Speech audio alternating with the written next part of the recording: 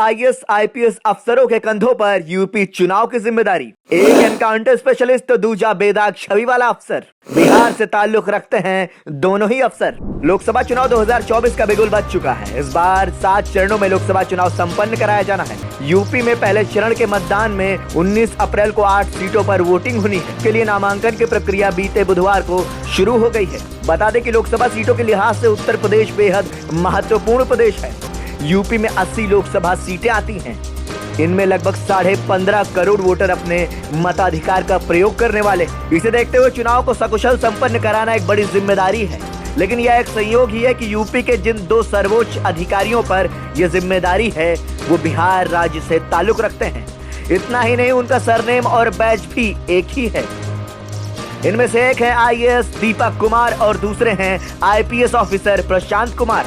सबसे पहले हम बात करते हैं उत्तर प्रदेश पुलिस विभाग के महानिदेशक प्रशांत कुमार की। प्रशांत कुमार 1990 बैच के आईपीएस अधिकारी हैं। वह मौजूदा समय में उत्तर प्रदेश पुलिस में कार्यवाहक डीजीपी के पद पर कार्यरत हैं। वही चुनाव आयोग के निर्देश पर यूपी के नए गृह सचिव की नियुक्ति हुई है। 1990 बैच के आईएएस ऑफिसर दीपक कुमार को उत्तर प्रदेश का नया गृह सचिव का जिम्मा सौंपा गया है। उनके नाम पर चुनाव आयोग ने सहमति भी दे दी है।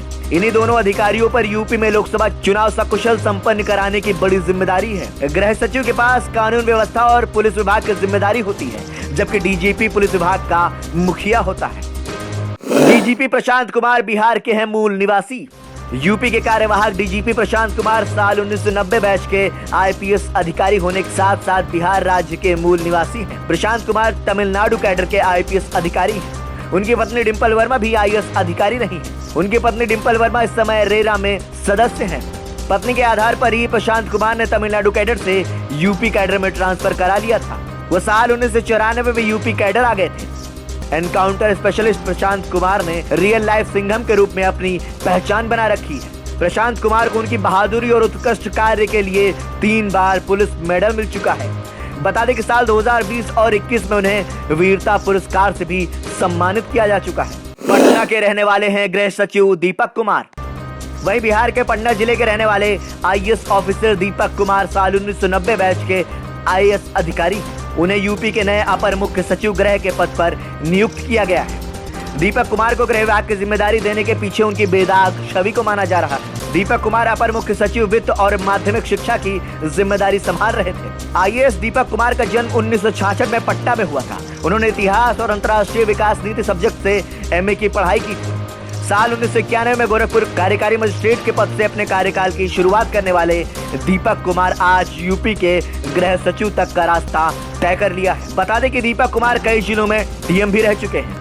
यूपी में 7 चरणों में होगा लोकसभा चुनाव। देश के सबसे ज्यादा 80 लोकसभा सीटों वाले राज्य उत्तर प्रदेश में 7 चरणों में चुनाव होना है। 19 अप्रैल को पहले चरण की 8 सीटों पर वोटिंग होगी। वहीं 26 अप्रैल को दूसरे चरण की 8 सीट के लिए वोट पड़ेंगे। इसके अलावा तीसरे चरण में 10 सीट के लिए 7 मई को वोटिंग होगी। वहीं चौथे चरण में 13 सीट के लिए 13 मई और 5वें चरण में 14 सीट के लिए 20 मई को वोटिंग होनी है। इसके साथ ही छठे चरण में 14 सीट के लिए 25 मई और 7वें चरण में 13 सीट के लिए 1 जून को वोटिंग होनी है। इस तरह यूपी में 7 चरणों में वोटिंग होनी है।